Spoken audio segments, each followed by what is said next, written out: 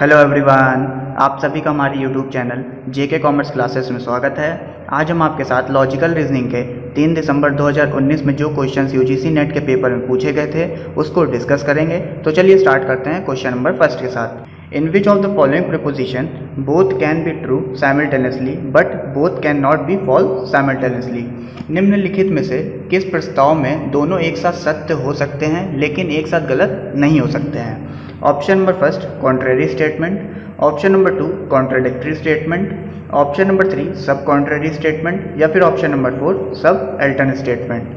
आई hope guys कि आप सभी ने जो इसका करेक्ट आंसर है वो सेलेक्ट कर लिया होगा। इसका जो करेक्ट आंसर होगा वो होगा option number C, that means sub contrary statement. Sub contrary statement में दो स्टेटमेंट एक साथ सही तो हो सकते हैं बट एक साथ गलत नहीं हो सकते हैं। तो गैस आइए हम लोग स्क्वायर ऑफ अपोजिशन में कुछ स्पेसिफिक टर्म्स होती हैं उसको समझ लेते हैं और उसके कुछ रूल्स होते हैं उसको भी डिस्कस कर लेते हैं। गैस स्क्वायर ऑफ अपोजिशन में हमारे पास 4 टर्म्स होती हैं, ए, ई, आई और ओ। ए को हम लोग कहते हैं ऑल, ई को हम लोग कहते हैं नो, आई को कहते हैं हम लोग सम और ओ को हम लोग कहते हैं सम नॉट। जब हम ए और ई के बीच रिलेशनशिप इस्टेब्लिश करते हैं तो उसे हम लोग कॉन्ट्रेरी स्टेटमेंट कहते हैं, जिसका रूल होता है two statement can not be true together but both can be false. जब कोई दो स्टेटमेंट एक साथ सही नहीं हो सकती है बट एक साथ गलत हो सकती है तो उसे हम लोग कॉन्ट्रेरी स्टेटमेंट कहते हैं। और जब हम आई और ओ के बीच रिलेशनशिप इस्टेब्लिश करते हैं तो उसे हम लोग सब कॉन्ट्रेरी स्टेटमेंट कहते हैं, जिसका रूल होता है two statement can be true together but both can not be false. जिसके अंदर दो स्टेटमेंट एक साथ सही तो हो सकती है बट एक साथ गलत नहीं हो सकती है, तो ऐसी स्टेटमेंट को हम लोग सब कॉन्ट्रेरी स्टेटमेंट कहते हैं। गाइस जब हम लोग ए और ओ के बीच और आई और ई के बीच रिलेशनशिप इस्टेब्लिश करते हैं तो उसे हम लोग कॉन्ट्राडिक्टरी स्टेटमेंट कहते हैं, जिसका रूल होता है two statement can not be true together and two statement can not be false together. तो आई होप गाइस कि आप सभी को क्वेश्चन नंबर फर्स्ट क्लियर हुआ होगा। तो आइए अपने नेक्स्ट क्वेश्चन की तरफ चलते हैं, question number 2। Which of the following pramanas is used by classical Indian school of logic to prove the existence of God? भगवान के अस्तित्व को साबित करने के लिए निम्नलिखित में से किस प्रमाणास का उपयोग शास्त्रीय भारतीय विद्यालय द्वारा किया जाता है? ऑप्शन नंबर फर्स्ट अर्थापत्ति, ऑप्शन नंबर 2 उपमाना, ऑप्शन नंबर 3 परसेप्शन या फिर ऑप्शन नंबर 4 इन्फ्रेंस।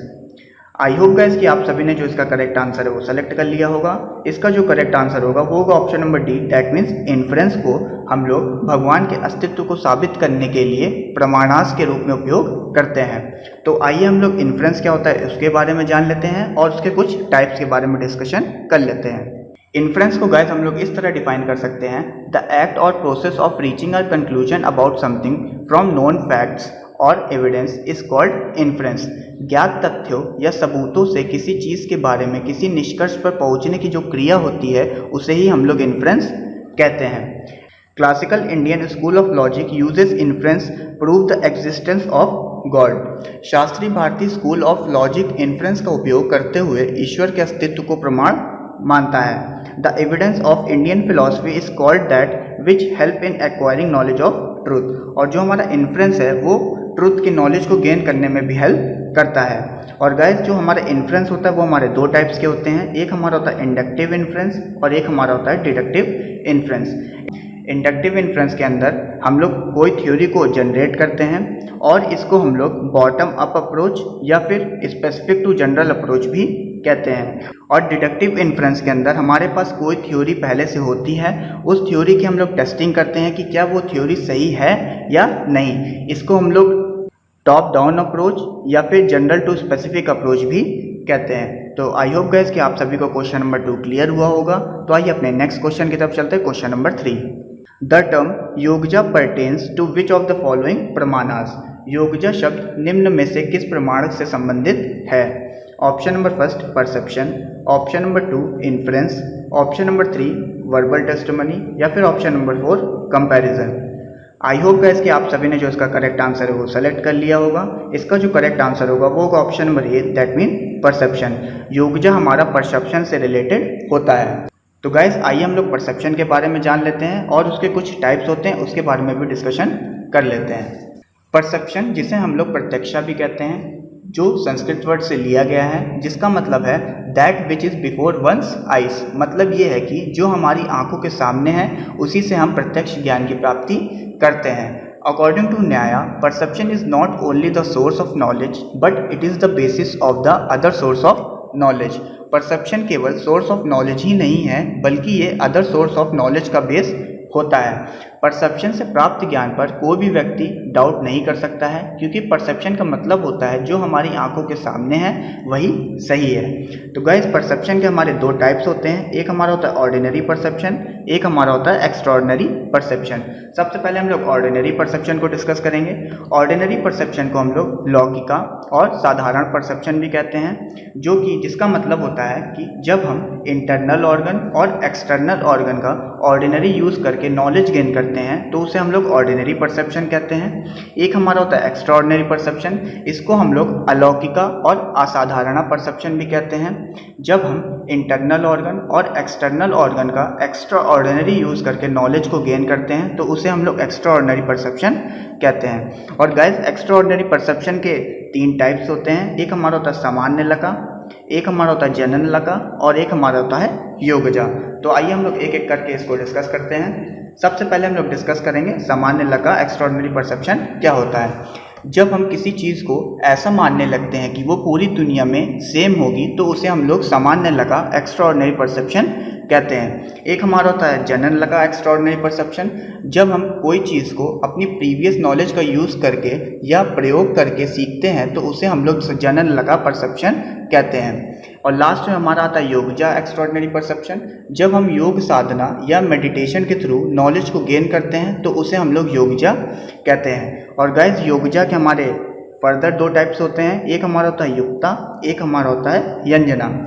युक्ता का मतलब होता है युक्ता is the intuition of yogi who has attained union with God, जिसे भगवान प्राप्त हो चुके हैं उसे हम लोग युक्ता कहते हैं। और एक हमारा होता है यंजना। यंजना is the intuition of yogis who is trying to constantly to attain union with God, जो कि गॉड को प्राप्त करने की लगातार कोशिश करते हैं, उसे हम लोग यंजना कहते हैं। तो आई होप गाइस कि आप सभी को क्वेश्चन नंबर 4 क्लियर हुआ होगा। तो आइए अपने नेक्स्ट क्वेश्चन की तरफ चलते हैं। Question number 5, the inference a mouse is an animal, therefore a large mouse is a large animal, commit which one of the following fallacy.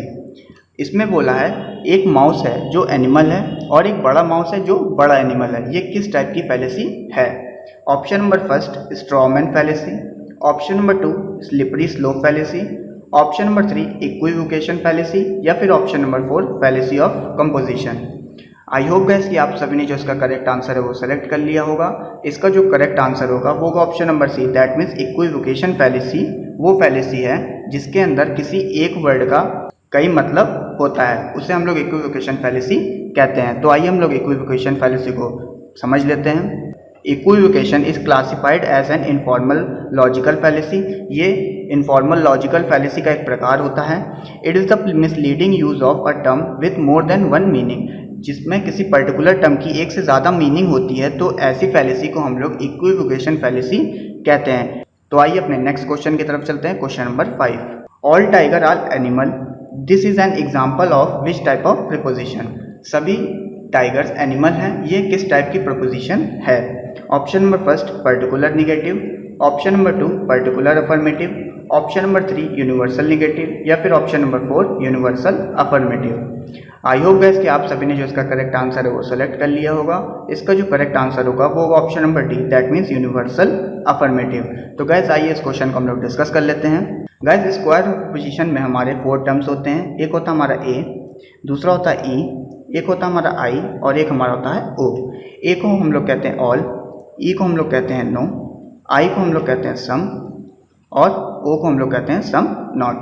जब हम ए और ई के बीच रिलेशनशिप इस्टेब्लिश करते हैं तो उसे हम लोग कॉन्ट्ररी स्टेटमेंट कहते हैं। जब हम आई और ओ के बीच रिलेशनशिप इस्टेब्लिश करते हैं तो उसे हम लोग सब कॉन्ट्ररी स्टेटमेंट कहते हैं। जब हम ए और ओ के बीच या आई और ई के बीच रिलेशनशिप इस्टेब्लिश करते हैं तो उसे हम लोग कॉन्ट्राडिक्टरी स्टेटमेंट कहते हैं। और गाइस, जब हम लोग स्पेसिफिकली ए की बात करेंगे तो उसे हम लोग यूनिवर्सल अफर्मेटिव कहते हैं, और जब हम स्पेसिफिकली नो की बात करेंगे तो उसे हम लोग यूनिवर्सल निगेटिव कहते हैं। और गाइस, जब हम सम की बात करेंगे तो उसे हम लोग पर्टिकुलर अफर्मेटिव कहते हैं, और जब हम ओ की बात करेंगे तो उसे हम लोग पर्टिकुलर निगेटिव कहते हैं। इस क्वेश्चन में हमारा ऑल की बात कर रहा था, तो यहाँ पे हमारा यूनिवर्सल अफर्मेटिव करेक्ट आंसर होगा। आई होप गाइस कि आप सभी को हमारी वीडियो अच्छी लगी होगी। अगर आपको हमारी वीडियो में किसी तरह की कोई कमी लगी हो तो आप कमेंट बॉक्स में अपना सजेशन दे सकते हैं, हम आपके सजेशन का वेट करेंगे। और गाइस अगर आपको हमारी वीडियो इन्फॉर्मेटिव लगी हो तो हमारी वीडियो को लाइक करिए, शेयर करिए, कमेंट करिए और साथ ही साथ हमारे चैनल जेके कॉमर्स क्लासेस को सब्सक्राइब करिए और उसके बगल में जो बेल आइकन है उसको भी प्रेस करिए ताकि हमारे द्वारा बनाई गई वीडियो की नोटिफिकेशन आपके पास सबसे पहले पहुंचे। तो thank you so much guys.